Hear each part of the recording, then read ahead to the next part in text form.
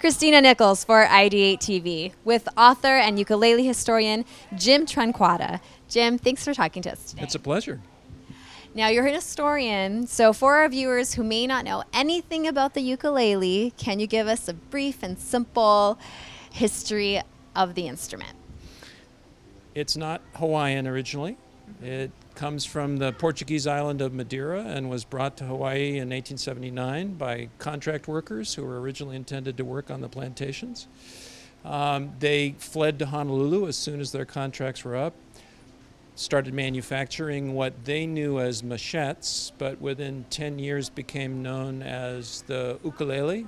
They were incredibly popular. They were endorsed by the royal family and quickly became identified with Hawaii as Hawaiian, and they've been seen that way ever since. Now, what does ukulele mean?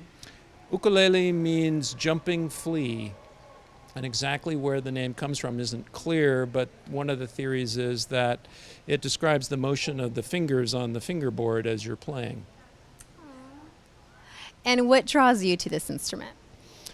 For me, it's part of the family history. My great-great-grandfather was Augusto Diaz, who was one of the three original makers of ukulele in the islands. So my family has been playing the ukulele since there was an ukulele. Now, did you start playing as a little kid? No, actually, I'm self-taught. My father, actually, on his first date with my mother, took her out in a canoe and played the ukulele and sang to her, and thank God she married him anyway. Oh, that's so sweet and romantic. It is.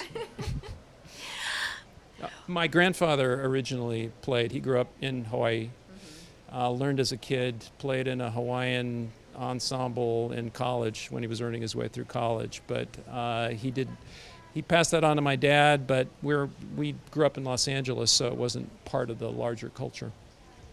What would you like people to most, if they take away one thing about the ukulele and its history, what would you like them to walk away with knowing?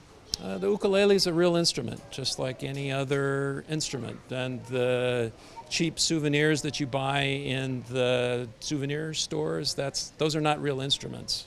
And you can play anything from classical to jazz to Hawaiian music on a ukulele. You're only limited by your own ambition and your own talents. Well, thank you so much for taking a moment to talk to us today. Again, it's been my pleasure. Thank you.